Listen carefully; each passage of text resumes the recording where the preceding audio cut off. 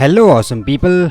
हाँ I know मैं थोड़ा लेट हो गया हूँ स्पाइडरमैन फैक्ट्स के लिए, बट क्या करूँ, आपको तो पता ही है that I am always late.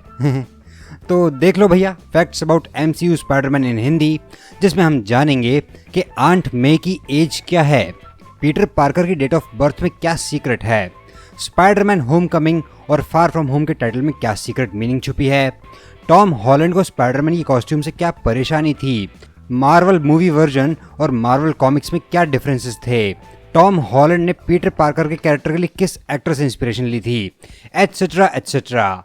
तो लेट्स बिगिन। अगर किसी एक्टर को किसी मूवी के लिए फाइनल कर लिया जाता है तो उस एक्टर को या उसके मैनेजर को फोन कॉल, ईमेल या टेक्स्ट मैसेज के थ्रू इन्फॉर्म कर दिया जाता है, बट टॉम हॉलैंड के केस में ऐसा नहीं था। इनफैक्ट उन्हें पता ही नहीं था कि उन्हें स्पाइडरमैन के रोल के लिए फाइनल कर लिया गया है। उन्हें पता चला इंस्टाग्राम के थ्रू। टॉम हॉलैंड के अकॉर्डिंग एक दिन उनका मूड काफ़ी ख़राब था क्योंकि उनका दिन पूरा ही ख़राब था। वो अपने बेड पर लेटे हुए इंस्टाग्राम चला रहे थे, तभी उन्होंने मार्वल के इंस्टा हैंडल पर एक पोस्ट देखी स्पाइडरमैन से रिलेटेड, जिसमें लिखा था कि हमारी वेबसाइट पर जाओ और पता लगाओ कि मार्वल का अगला स्पाइडरमैन कौन है। टॉम हॉलैंड ने वेबसाइट ओपन की और अपना नाम देखा, जिसे देखकर उनके तोते उड़ गए। सही बात है, इतनी बड़ी फ्रेंचाइज में रोल मिलने के बाद तोते तो क्या, गाय भैंस भेड़ बकरी भी उड़ जाएंगे इंसान के। स्पाइडरमैन फार फ्रॉम होम में हमें पीटर पार्कर का पासपोर्ट दिखाया गया था। अगर आपने उस पासपोर्ट को ध्यान से देखा होगा तो आपको पता होगा कि पीटर पार्कर की डेट ऑफ बर्थ 10 अगस्त प्रिंटेड थी पासपोर्ट में। ये डेट एक्चुअली स्पाइडरमैन की कॉमिक्स में फर्स्ट अपीयरेंस की डेट थी। 10 अगस्त 1962 को अमेजिंग फैंटेसी कॉमिक्स के 15th इशू में स्पाइडरमैन का फर्स्ट अपीयरेंस हुआ था एंड इसकी सोलो कॉमिक्स 1963 में द अमेजिंग स्पाइडरमैन के नाम से पब्लिश हुई थी। वैसे स्पाइडरमैन होमकमिंग में भी कई रेफरेंस थे स्पाइडरमैन के फर्स्ट अपीयरेंस के, जैसे आंट मे की गाड़ी की लाइसेंस प्लेट का नंबर था AMF 1562, जिसमें AMF बोले तो अमेजिंग फैंटेसी, 1562 बोले तो इशू 15 एंड 62 इज फ्रॉम 1962। एक और छोटा सा रेफरेंस था पीटर पार्कर के स्कूल के फॉर्म में, जिसे 1962 में खोला गया था। पता नहीं आपने नोटिस किया हो या नहीं, but Captain America Civil War में जब स्पाइडरमैन की एंट्री होती है तो उन फाइट सीन्स में स्पाइडरमैन एक भी पंच नहीं मारता। टॉम हॉलैंड के अकॉर्डिंग ये चीज़ स्पाइडरमैन की एज और मैच्योरिटी लेवल दर्शाती है कि कैसे एक 15 साल का लड़का रिएक्ट करेगा उस सिचुएशन में। इसलिए जो फाइट सीन्स थे उनमें पीटर सिर्फ अपने ओपोनेंट को रोकने की कोशिश करता है, ना कि उन्हें हार्म करने की कोशिश करता है। जो किक्स और पंचेस उसने मारे भी थे तो वो बाय एक्सीडेंट मारे थे, जानबूझकर नहीं। हम में से ज़्यादातर लोग 3 स्पाइडरमैन एक्टर्स को जानते होंगे। Current version of Peter Parker Tom Holland, 2002 की स्पाइडरमैन के टोबी मैगवायर और 2012 की द अमेजिंग स्पाइडरमैन के एंड्रू गारफील्ड। बट एक स्पाइडरमैन सीरीज और आई थी 1977 में, जिसे निकोलस हैमंड ने प्ले किया था। बट जब टॉम हॉलैंड से पूछा गया कि आप सभी स्पाइडरमैन एक्टर्स में से किस एक्टर से इंस्पिरेशन लेंगे, तो उन्होंने कहा कि वो किसी भी स्पाइडरमैन एक्टर से कॉन्टेक्ट में तो नहीं है, बट वो टोबी मैगवायर और एंड्रू गारफील्ड दोनों से ही काफ़ी प्रभावित हैं और अपनी परफॉर्मेंस के लिए इन दोनों से इंस्पिरेशन लेंगे। वैसे एक बात और बता दूं कि जहां स्पाइडरमैन का कैरेक्टर एक टीनेजर का है, वहीं उसे प्ले करने वाले एक्टर्स में से टॉम हॉलैंड ऐसे एक्टर थे जिन्होंने टीनेज में ये रोल प्ले किया था। मतलब वो सबसे यंग एक्टर थे स्पाइडरमैन या पीटर पार्कर का रोल प्ले करने के लिए। जब उन्हें इस मूवी के लिए साइन किया गया था तो वो सिर्फ 19 साल के थे। निकोलस हैमंड 27 ईयर्स के थे 1977 में, टोबी मैगवायर 25 ईयर्स के थे उस मूवी की शूटिंग के टाइम पे, एंड एंड्रू गारफील्ड 26 ईयर्स के थे। स्पाइडरमैन होमकमिंग में एक सीन के दौरान पीटर को टोनी स्टार्क का दिया हुआ स्पाइडर सूट पहनना होता है। वो सूट शूटिंग के दौरान इतना टाइट था कि टॉम हॉलैंड के प्राइवेट एरियाज में घुसपैठ कर रहा था, जिस वजह से उन्हें थोंग पहननी पड़ी। थोंग ऐसी अंडरवियर होती है जिसे आदमी और औरत दोनों पहनते हैं अपने प्राइवेट पार्ट्स को कवर और प्रोटेक्ट करने के लिए।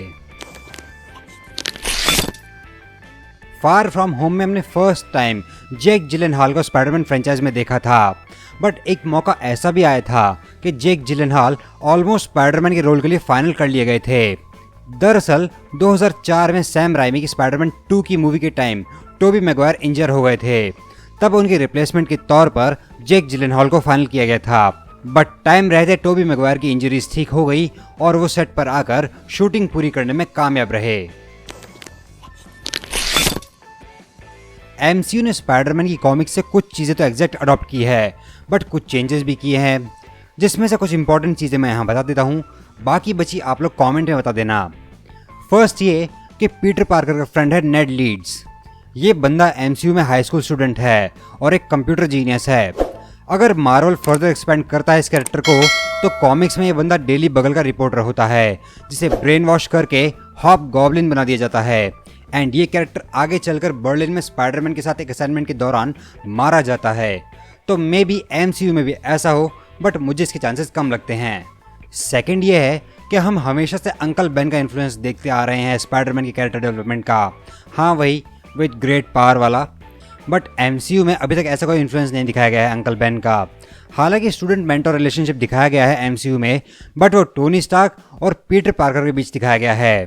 थर्ड ये कि पीटर की एक सुपर फेवरेट हॉबी थी फोटोग्राफी की, जिससे वो कॉमिक्स वर्जन में रेंट पे करने के काम में लेता था, बट एमसीयू में ये चीज़ भी गायब है अभी तक। फोर्थ ये कि आंट मे को कॉमिक्स और पुरानी स्पाइडरमैन मूवीज में एक बुजुर्ग महिला के तौर पर दिखाया गया है, बट एमसीयू में आंट मे का सुपर हॉट वर्जन देखकर टोनी स्टार्क के भी तोते उड़ गए थे। अगर भगवान की और सोनी पिक्चर्स वालों की कृपा होती तो एमसीयू में स्पाइडरमैन की एंट्री बहुत पहले ही हो जाती।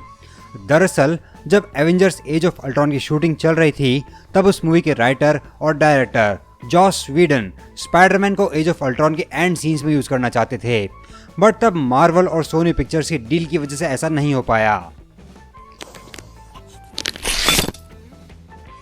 मार्वल अपनी मूवीज के टाइटल्स काफी सोच समझ कर रखता है, एंड उनकी मूवीज के टाइटल्स के मल्टीपल मीनिंग्स भी होते हैं। ठीक ऐसा ही स्पाइडरमैन मूवीज के केस में भी हुआ। स्पाइडरमैन होमकमिंग के मल्टीपल मीनिंग्स में से एक मीनिंग ये था कि स्पाइडरमैन की घर वापसी हो गई है, मतलब कि मार्वल ने वापस स्पाइडरमैन के राइट्स एक्वायर कर लिए हैं, जो कि सोनी पिक्चर्स और मार्वल स्टूडियोज की स्पाइडरमैन फ्रेंचाइज डील को दर्शाता है। ठीक ऐसे ही फार फ्रॉम होम के भी मल्टीपल मीनिंग्स हैं। केविन फाइगे के अकॉर्डिंग उन्होंने होमकमिंग की तरह इस टाइटल में भी होम वर्ड का यूज़ किया है, एंड होम में स्पाइडरमैन का सिंबल भी है। इंटरनेट पर अवेलेबल सोर्सेज के अकॉर्डिंग ये टाइटल सोनी पिक्चर्स के स्पाइडर वर्स से डिफरेंशिएट करने के लिए रखा गया है, एंड क्योंकि स्पाइडरमैन अपने घर से दूर था, तो ये भी उस टाइटल के कई मीनिंग्स में से एक था। और कोई मीनिंग आपको ध्यान हो तो कमेंट करके बता सकते हो। स्पाइडरमैन होमकमिंग की बात करें तो उस मूवी में पीटर पार्कर की लाइफ से जुड़े कई ईस्टर एग्स छुपे थे, जिनमें से 2 लेस कॉमन ईस्टर एग्स थे कि होमकमिंग के ट्रेलर में एमजे ऑफ ह्यूमन बॉन्डेज नाम की बुक पढ़ रही होती है। 1915 में डब्ल्यू सॉमरसेट मॉघम द्वारा लिखी गई इस नॉवल की स्टोरी में एक अनाथ बच्चा होता है जो अपने अंकल और आंटी के साथ रहता है, just like Peter Parker. Second Easter egg ये था कि एक सीन में आंट में कोबो अबे की 1962 में लिखी novel the women in the dunes पढ़ रही होती है, जिसमें एक एंटोमोलॉजिस्ट मतलब इंसेक्ट की स्टडी करने वाला एक बंदा जमीन के नीचे एक गड्ढे में फंस जाता है एक औरत के साथ, जस्ट लाइक एक इंसेक्ट स्पाइडर वेब में फंसता है। ये ठीक उसी सीन जैसा है जब पीटर पार्कर भी ऑलमोस्ट फंस जाता है अपने स्पाइडरमैन कॉस्ट्यूम में, एंड ऑलमोस्ट पकड़ा जाता है और उसकी आइडेंटिटी रिवील होने वाली ही होती है। गाइज वैसे तो मैंने काफ़ी रिसर्च करके ये फैक्ट्स जुगाड़े हैं, बट फिर भी कोई फैक्ट इधर उधर लगे तो कमेंट में बता सकते हो, क्योंकि मैं भी इंसान ही हूँ, एंड ये फैक्ट्स मैंने नहीं बनाए अपने घर पे, कहीं ना कहीं से जुगाड़े ही हैं किसी न किसी सोर्स से। अगर ये वीडियो पसंद आए तो like the video, share the video, subscribe to awesome facts. मैं मिलूंगा आपसे जल्दी ही। Till then stay safe and stay awesome.